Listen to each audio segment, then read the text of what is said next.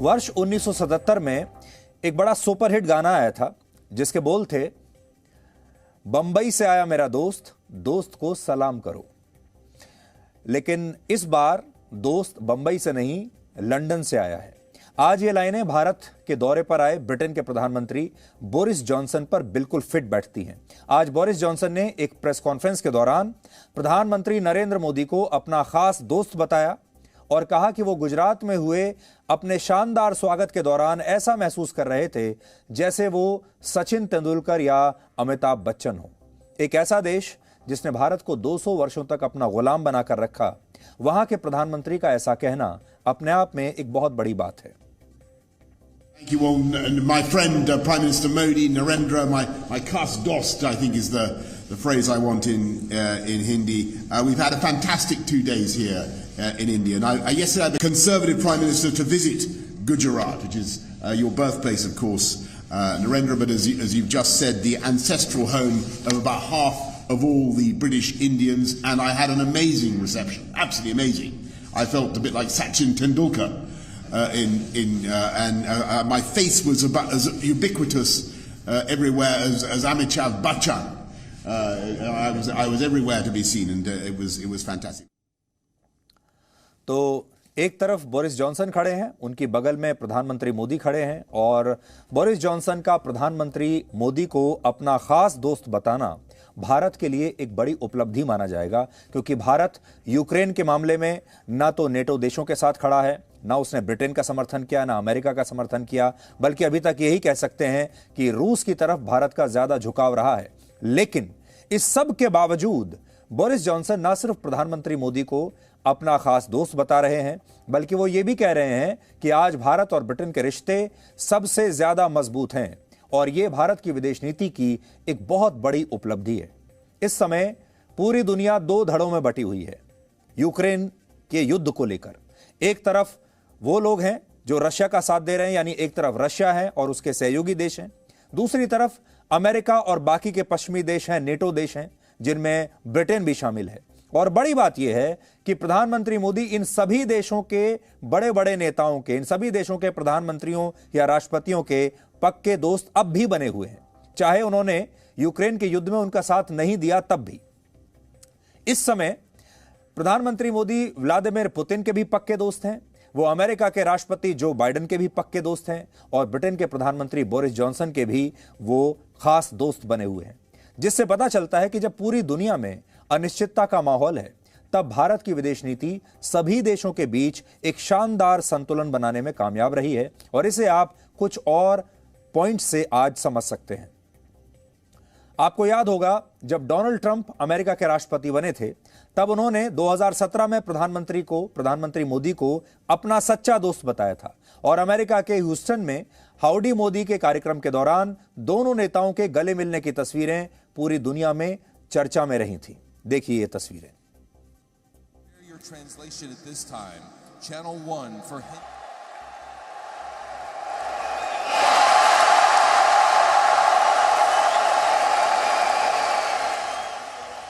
लेकिन इसके बाद जब डोनाल्ड ट्रंप अमेरिका के राष्ट्रपति चुनाव में हार गए और उनकी जगह जो बाइडेन वहां के राष्ट्रपति बने, तो उन्होंने भी प्रधानमंत्री मोदी को अपना खास दोस्त ही बनाया। और पिछले साल जब दोनों नेताओं की व्हाइट हाउस में मुलाकात हुई, तो उनके बीच भी एक बहुत ही खास बॉन्डिंग और केमिस्ट्री देखने को मिली थी।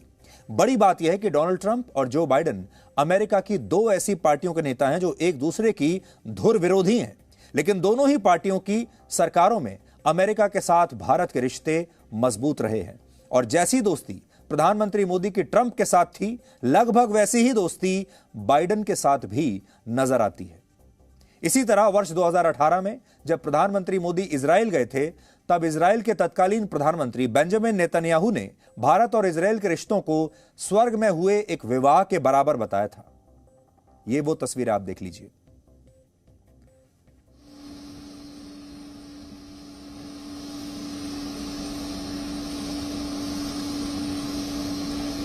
लेकिन जब नेतन्याहू के बाद नफ्ताली बेनेट इजराइल के नए प्रधानमंत्री बने, तो उन्होंने भी मोदी को अपना खास दोस्त बताया और कहा कि मोदी इजराइल में भी बहुत लोकप्रिय हैं, इसलिए उन्हें वहां आकर उनकी पार्टी ज्वाइन कर लेनी चाहिए।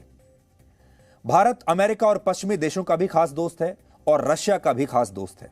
आपको याद होगा जब वर्ष 2018 में प्रधानमंत्री मोदी रशिया के दौरे पर गए थे, तब सोची में एक यॉट पर प्रधानमंत्री मोदी और पुतिन की ये शानदार तस्वीरें देखने को मिली थी।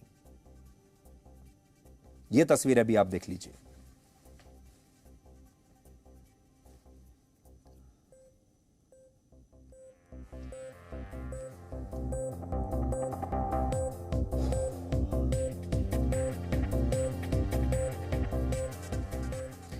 इसी तरह फ्रांस के राष्ट्रपति इमैनुअल मैक्रों भी प्रधानमंत्री मोदी के पक्के दोस्त माने जाते हैं और वर्ष 2017 में जब मोदी फ्रांस गए थे तब उनके और मैक्रों के गले मिलने की तस्वीरें अंतर्राष्ट्रीय हेडलाइन बन गई थी।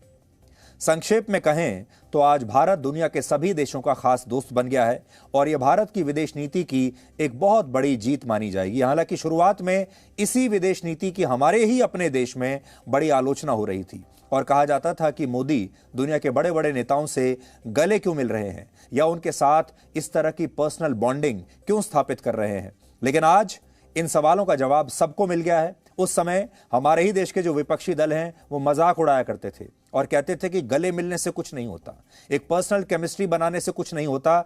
नरेंद्र मोदी नए नए प्रधानमंत्री बने हैं, उन्हें डिप्लोमेसी नहीं आती, उन्हें विदेश नीति के बारे में कोई जानकारी नहीं है और दो देशों के बीच रिश्ते बनाना अलग बात है और किसी नेता से गले मिलना अलग बात है। ये हमारे ही अपने देश के विपक्षी नेता ऐसा कहा करते थे और आज हम आपको वो सारी पुरानी यादें आपके मन में ताज़ा करना चाहते हैं ताकि आज आप ये समझ सकें कि पिछले कुछ वर्षों में आपने जो तस्वीरें भी देखी हैं वो सारी तस्वीरें अब उनका जो नतीजा आ रहा है आज आपको समझ में आएगा।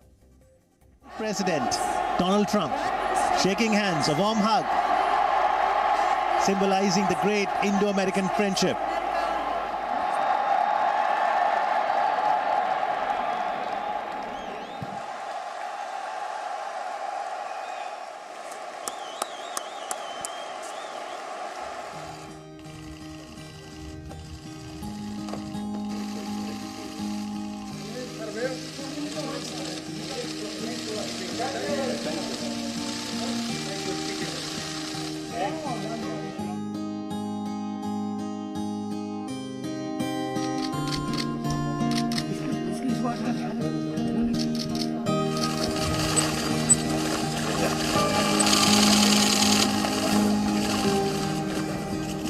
I told you, you're the most popular person in Israel. Thank you. So I want to join my party.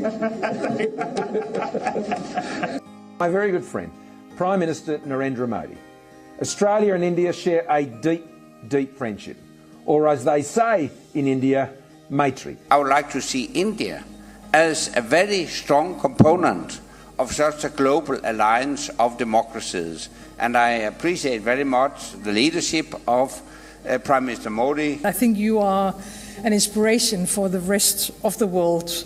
You have set some very ambitious targets when it comes to clean water for over 1 million households. And I am very, very proud that you have accepted my invitation to visit Denmark and Copenhagen. I have a feeling that today India and Israel are changing our world and maybe changing parts of the world, because this is a cooperation, it's a marriage really made in heaven, but we're implementing it here on earth.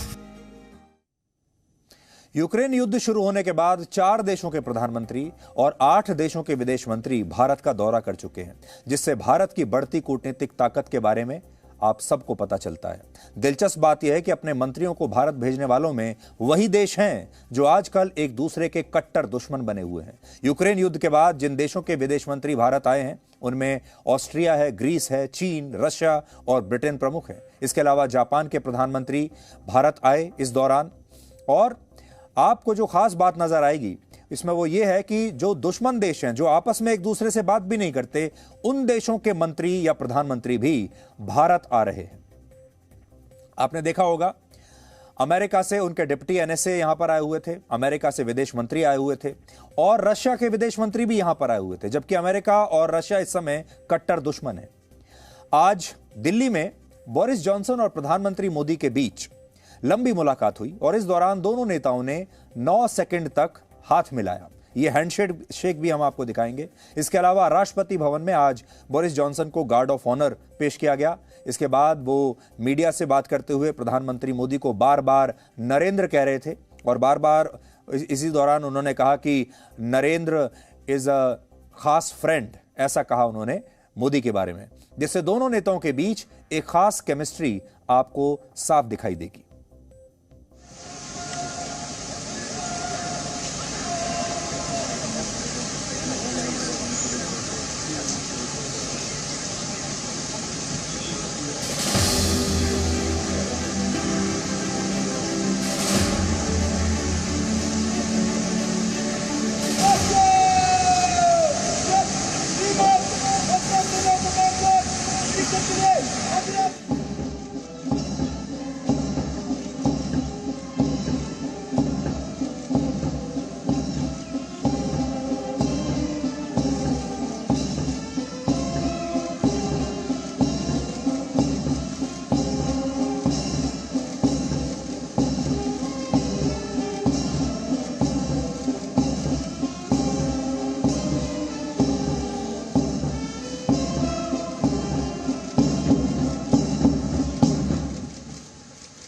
My friend, Prime Minister Modi, and thank you for the fantastic welcome that you've given us, Narendra. I want to say particularly to the people of Gujarat, we had, I mean, they put on a most fantastic welcome for us yesterday, Narendra. It was absolutely extraordinary. I've never seen such a joyful reception. I wouldn't get that necessarily everywhere in the world, but it was absolutely fantastic to come and see your own home state for the first time. So thank you all very much. Thank you.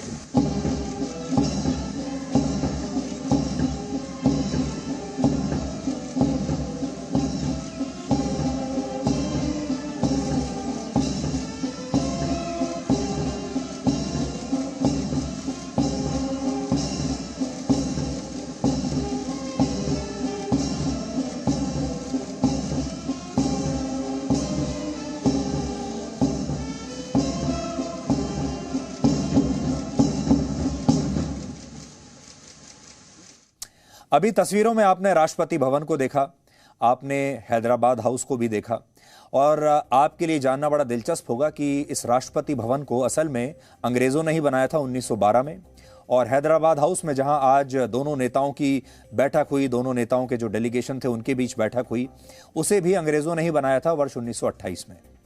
और जिन इमारतों को अंग्रेज यहां पर बनाकर गए जब भारत उनका गुलाम था, आज वहीं पर दोनों देशों के नेताओं के बीच बैठकें हो रही हैं, मीटिंग हो रही है। यह हैदराबाद हाउस अभी आपने देखा, इसे भी अंग्रेजों ने ही बनाया था।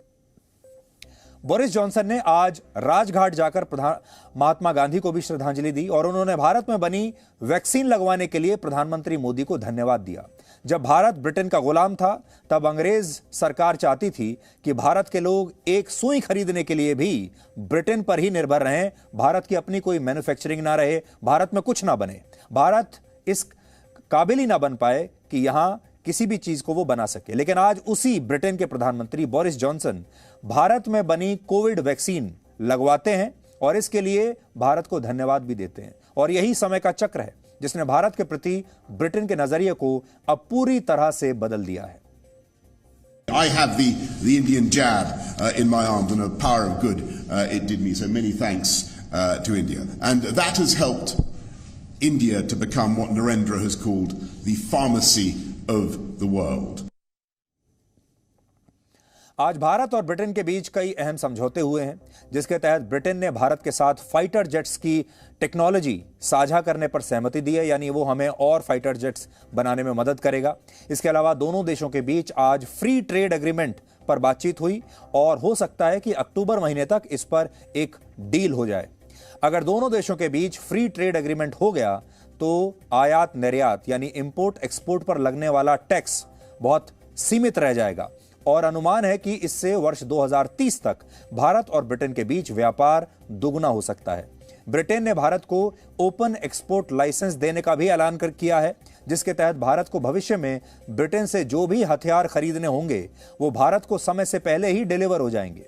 ब्रिटेन ने अब तक इस तरह का लाइसेंस सिर्फ अमेरिका और यूरोपीय यूनियन के देशों को दिया था और अब भारत को दिया है। इस समय ब्रिटेन दुनिया की 5वीं सबसे बड़ी अर्थव्यवस्था यानी इकोनॉमी है, जबकि भारत इस सूची में 6ठे स्थान पर है। ब्रिटेन की अर्थव्यवस्था 233 लाख करोड़ रुपए की है और भारत की 220 लाख करोड़ रुपए की है, यानी भारत ब्रिटेन से ज्यादा पीछे नहीं है। और एक अनुमान के मुताबिक वर्ष 2025 तक भारत अर्थव्यवस्था के मामले में ब्रिटेन को ओवरटेक कर लेगा, यानी ब्रिटेन को पीछे छोड़कर भारत दुनिया की 5वीं सबसे बड़ी अर्थव्यवस्था बन जाएगा। आज बोरिस जॉनसन ने एक ट्वीट किया जिसमें उन्होंने लिखा कि भारत अपनी आजादी के 75वें वर्ष का जश्न मना रहा है और वो दोनों देशों के बीच मजबूत दोस्ती और आने वाली पीढ़ियों की सुरक्षा और समृद्धि के बारे में बेहद आशावादी हैं। इसके अलावा बोरिस जॉनसन ने आज ये भी कहा कि वो पंजाब नेशनल बैंक घोटाले में आरोपी नीरव मोदी और विजय माल्या को भारत सौंपना चाहते हैं, लेकिन कानूनी प्रक्रिया की वजह से इसमें देरी हो रही है। The UK government has ordered their extradition, and we have said that from our point of view we want them to be taken back to India for trial. And perhaps I should just say, perhaps going back to Mesa's point, we welcome people who have talent and brilliance coming from India to the UK. We don't welcome. I want to make it absolutely clear now. We don't welcome people who want to use our legal system to evade the law here in India.